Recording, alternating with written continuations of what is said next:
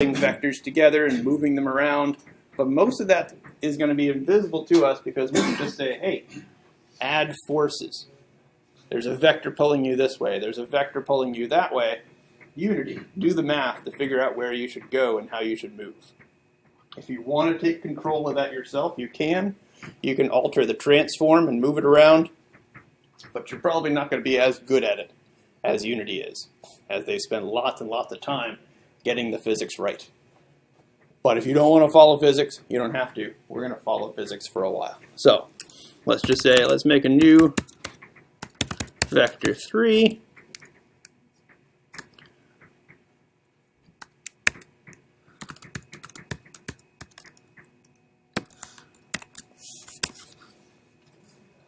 And let's just move ourselves in that direction.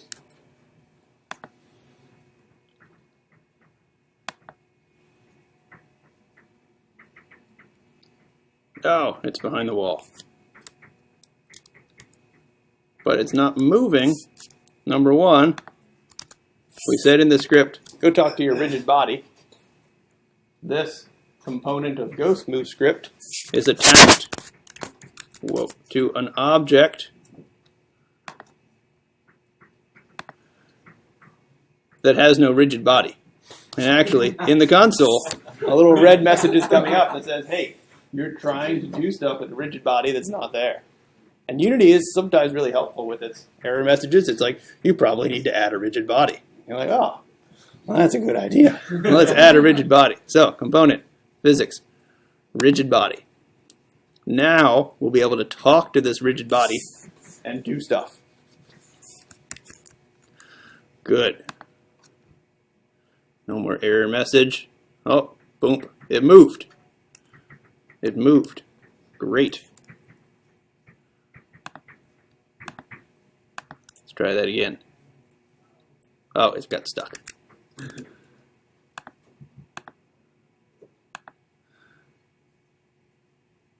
You can see it moving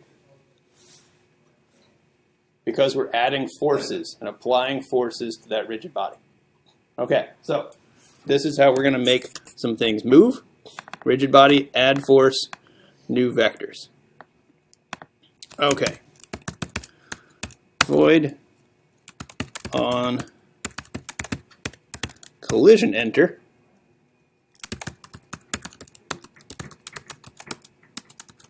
Just like on trigger enter, the thing who was triggered was the one calling trigger enter. This thing says I collided with something else. I have a mesh collider. It has a mesh collider. Somehow there found an intersection that caused a collision object to get created. And I am a participant in that collision.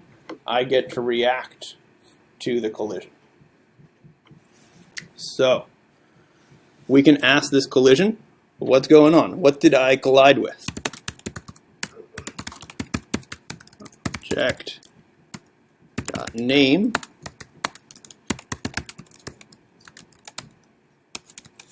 If I just collided with a cube, then I need to do something. I need to go in some other direction. So this is kind of hard-coded to always go in one direction. Let's make that happen out here. Vector 3 direction equals this. Go in direction. And then if I hit something, direction equals negative direction. Back up, essentially. Whoa, look at all that. Look at all that. Line 9, line 14, line 18, everything. Oh, semicolon. There we go. Are you happy? Yes.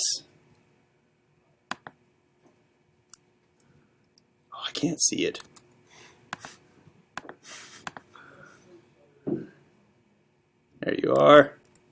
It didn't run away from me because I am not a cube. But it hit a cube.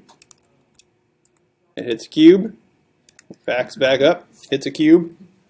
Turns itself around. Hits a cube. Goes back and forth now.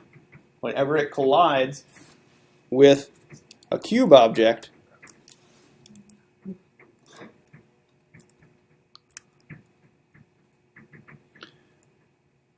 it will react to switch that direction. Does that make sense? I have a question about how the force method applies the vector. So is each component of the vector like a newton of force in that direction? So like 1 is 1 newton.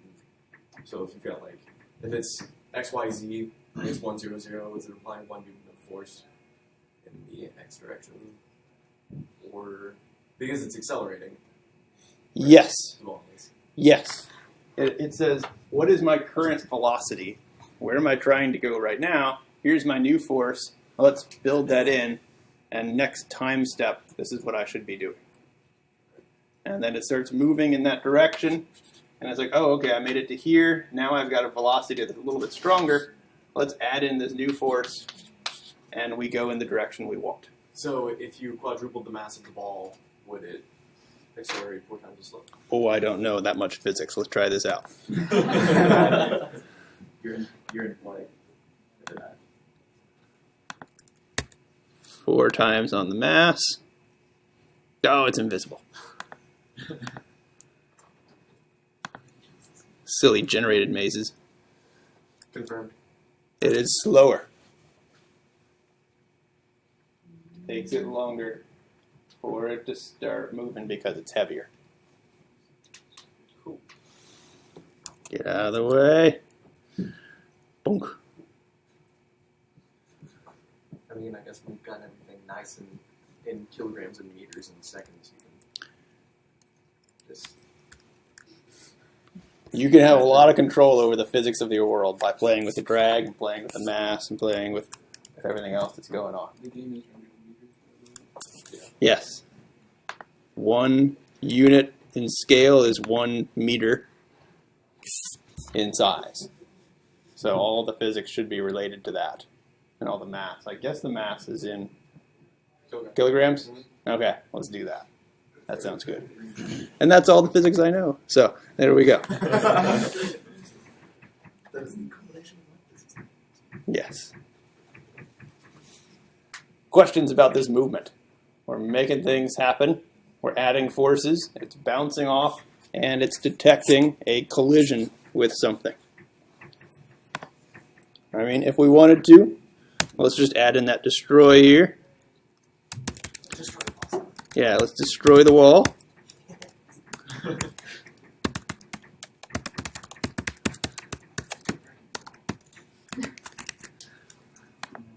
Don't let it hit you. Nope. Don't let it hit you. The story. The story? The story. The story. Yes. Oh, I keep forgetting. Let's go look at my chat window. There are people oh my goodness, they're talking all the time. Wow. Okay, look at that. I'll have to start reading this. Cat-like coding tutorial. I thought they would start popping up in the bottom. You can. That was the whole plan. You can purpose the lecture computer to just be a chat device. I could. I was hoping they would pop up in the bottom so we could see them together. There are applications for that. That's what I was hoping this would do. It worked in the beginning. Yeah. You're here. Why are you chatting? It's here collide with the floor. I tried running it and we just fell. It is colliding with the floor. Yes, because this was outside of my. Hey, are you a cube or not? Good catch. Yes. Wow. So, you're right. I was like, woo! Oh! Game over. So let's put that inside our if statement and see if this does something better. Okay. Poof. Wall is gone. Oh god. Oh, it's gonna kill you. But it starts to go the other No, direction. Not now. Now, because I told it, You told it to reverse. I told it to reverse. It's going to come back over here, The way it's fun to watch it decelerate. reverse, That's pretty satisfying. It just Yeah. pops the thing. Oh, yes. and then it's going to go back. Hey, make you an exit. Oh, it can't. It did, it made you an exit. Boom. Jeez. And now it's just gonna roll off the world. And now it will roll off the world. Yes. It's gonna take at least 2 more times. No, it's going to go right on through. It's gone. Let's go watch it.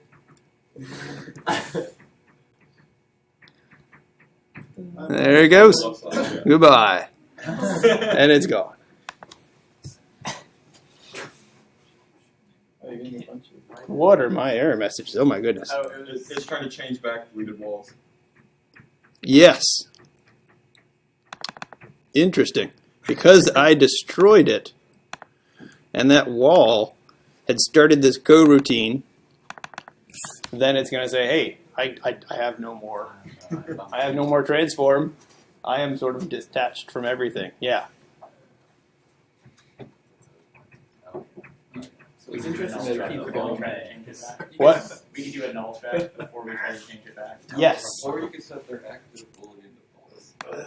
Well, then Because then they're still objects. And they're still there, Yeah. They're just not but they're not rendered. rendered on the screen. is there But I did want to demonstrate If they're not destroy. rendered, is their collision box still rendered? I don't know. Yeah. Can you run into invisible walls? Collision up there. Yeah, you can. Have play red version. No. What is the thing that I have to enable or disable? Set Set active? Ah, there it is. And you take a Boolean. Right, it's components that I can enable and disable. It's objects. Hey, something popped up. That popped up. What is that? I do not understand this chat at all. I think it's a link. No, It's not a link. Oh. No. Same thing. Interesting. Oh, I can ban people? Oh, wow. I do not want to do that. No, because there's people that are not in the class watching this. This is really interesting. Okay, so where are we going back? Let's not destroy things. Oh, it's Disappeared. okay. Run away. Oh no. Get out of the way. Get out of the way. Is it still giving you the error? I'm not seeing error messages in my console. Can you walk through that wall? Can I walk through the wall? Yes. Cool. Very nice.